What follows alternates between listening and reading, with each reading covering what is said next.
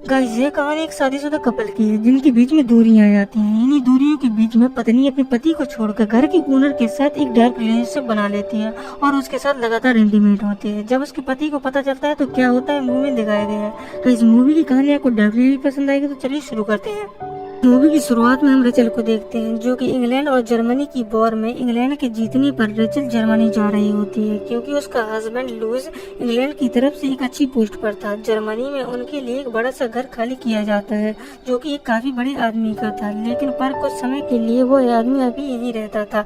Rachel Louis के पास पहुंचकर Louis से बताती है कि इस वॉर में उसने काफी तकलीफें सही हैं। वहीं अगले दिन ब्रेकफास्ट करते हुए रेचल लुइस से पूछती है कि घर का ओनर स्टीवन अभी भी घर में क्यों रुका हुआ है और वो उसे जल्दी से वहाँ से भेजने के लिए कहती है। तो लुइस बोलता है कि बाहर की हालत कुछ ठीक नहीं है और वो उसे समझाने लगता है, लेकिन रेचल कुछ सुने बिना ही वहाँ से गुस्सा होकर चली जाती है। जब रेचल घर में अकेली होती है तब वो स्टीफन की बेटी फ्रेडा को पियानो बजाते हुए देखती है और फ्रेडा के पास जाती है, लेकिन स्टीफन फ्रेडा को मना कर उसे रूम में भेज देता है और वो रेचल से माफी मांगते हुए बताता है कि यह पियानो उसकी वाइफ का है, लेकिन वॉर में उसकी वाइफ की मौत हो चुकी है, इसलिए फ्रेडा उसे काफी मिस करती है। यह सुनकर रेचल को काफी ज्यादा बुरा लगता है। वहीं एक रात लुइस के कुछ फ्रेंड आते हैं और वे आपस में बात करते हुए कहते हैं कि स्टीफन को बहुत जल्दी घर से निकाल देना चाहिए, क्या पता वो तुम्हारे खिलाफ कोई साजिश कर रहा हो। यह सुनकर लुइस उन्हें मना करता है और कहता है कि ऐसी कोई बात नहीं है, लेकिन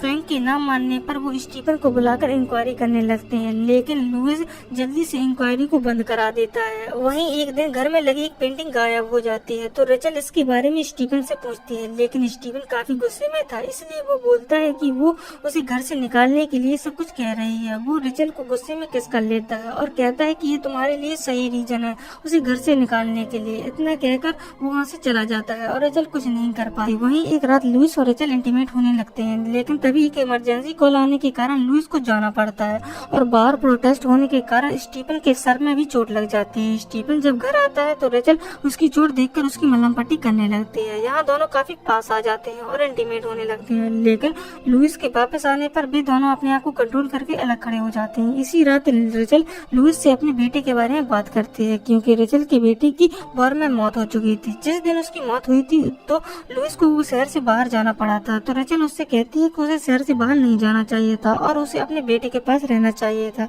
लेकिन लुइस ने ऐसा नहीं किया।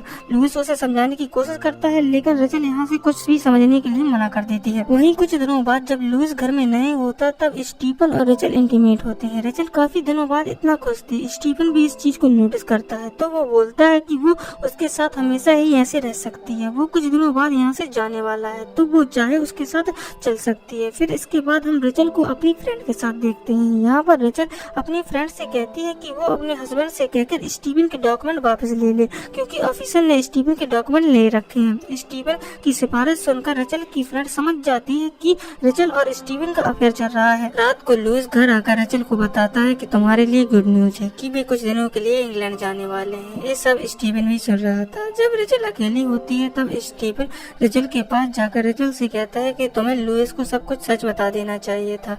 यहाँ पर रेचल कुछ नहीं कहती। वहीं अगली रात रेचल और लुइस एक पार्टी में जाते हैं जहाँ पर लुइस का फ्रेंड लुइस से पूछता है कि तुमने अपनी वाइफ को स्टीवन के डॉक्यूमेंट लेने के लिए क्यों भेजा था। यह सुनकर लुइस को रेचल पर शक होता है। उसे रेचल का बदला हुआ बिहेवियर दिखाई देने लगता है। डांस करते हुए लुइस रेचल से स्टीवन और उसके अफेयर के बारे में पूछता है।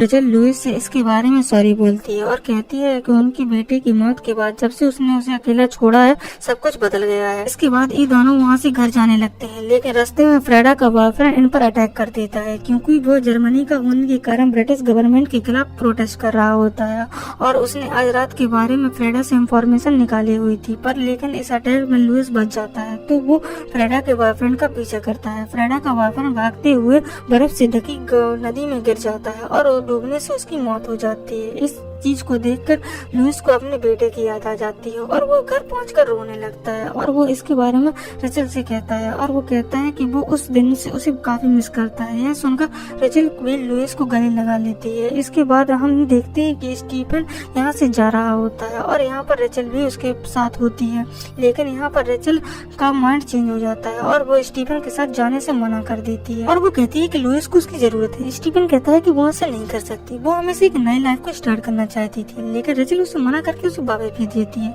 और लुइस के पास आ जाती है। रेचल नई लाइफ को स्टार्ट तो करना चाहती थी, लेकिन स्टीफन के साथ नहीं, लुइस के साथ। लुइस भी रेचल को माफ कर उसे गले लगा लेता है, जिसके बाद भी दोनों इंग्लैंड वापस लौट आते हैं और अपनी लाइफ को स्टार्ट करते हैं। और गाइस यहीं पर मूवी एंड हो जाती है। गाइस अगर आपको मूवी अच्छी लगी है तो वीडियो को लाइक कर दीजिए। अगर आप चैनल में नए हैं तो चैनल को सब्सक्राइब कर दीजिए। Thanks for watching.